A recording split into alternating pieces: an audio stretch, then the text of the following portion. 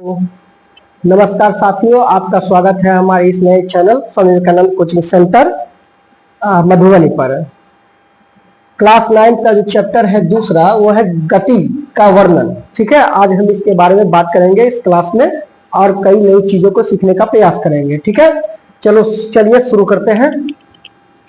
पहला है गति का वर्णन। इसको अंग्रेजी में डिस्क्राइबिंग मोशन कहते हैं। इसमें शुरुआत होता है रेस्ट से, विराम से।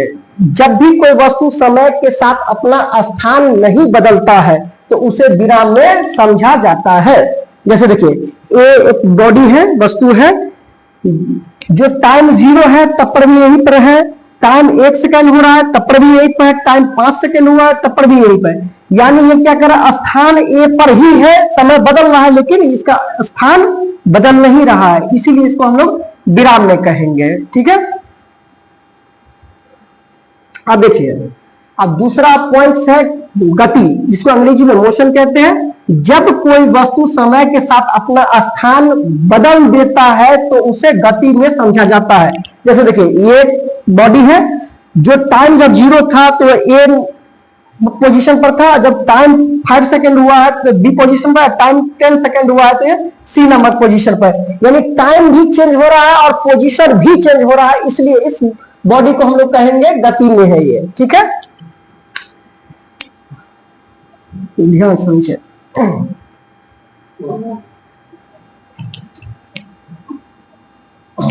चलिए, तीसरा है टर्म सापेक्षिक गति, रिलेटिव मोशन। देखिए ध्यान से, इसको समझने का एग्जांपल से समझने का प्रयास करते हैं। एक बस है, बस में 2 व्यक्ति है, ए और बी, और ये बस गति कर रहा है। ठीक है, और एक व्यक्ति है सी जो इसको बाहर से देख रहा है। ठीक है, ए ने कहा कि बी जो है वो विराम में है और बी कह रहा है कि ए विराम में है, जबकि सी कह रहा है ये दोनों के दोनों गति में है। क्यों कह रहा है सी के दोनों के दोनों गति? क्योंकि सी के अनुसार ए और बी समय के साथ अपना स्थान बदल रहा होगा, इसलिए इसे लगता है कि ये दोनों मोशन में है।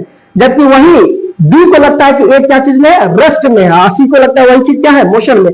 यानी हमारी आंखों को जो दिखाई दे रहा है उसके हिसाब से ये क्या चीज में है, गति में है। ठीक है, इसे हम लोग कहते हैं सापेक्षिक गति, रिलेटिव मोशन। ठीक है,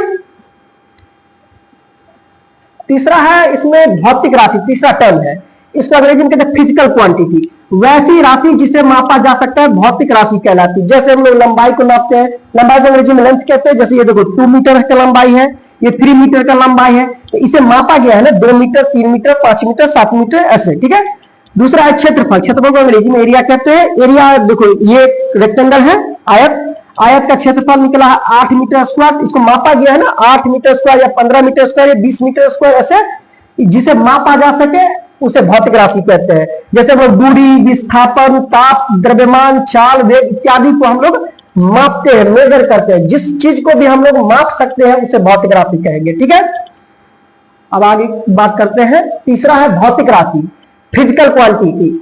ठीक है, भौतिक राशि 2 प्रकार के होते हैं, अदिश राशि और सदिश राशि। अदिश राशि को हम लोग कहते हैं वेक्टर स्केलर क्वांटिटी, और सदिश राशि को हम लोग कहते हैं वेक्टर क्वांटिटी। अदिश राशि किसे कहते हैं? तो ऐसी राशि जिसमें परिणाम, केवल परिणाम हो, अदिश राशि कहलाती है। यानी परिणाम होगा लेकिन दिशा नहीं होगा।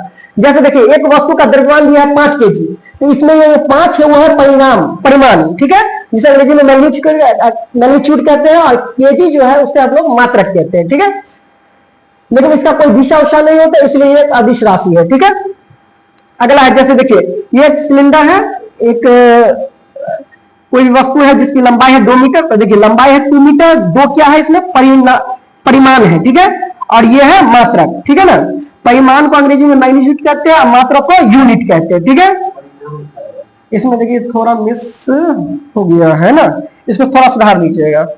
समय हो गया, ताप हो गया, कार्य हो गया, ये सभी के सभी क्या है, तो ये सब है आपका अदिश राशि। ठीक है, अब देखिए अगला है सदिश राशि। तो ऐसी राशि जिसके पास परिणाम और दिशा दोनों होती है उसे सदिश राशि कहते हैं।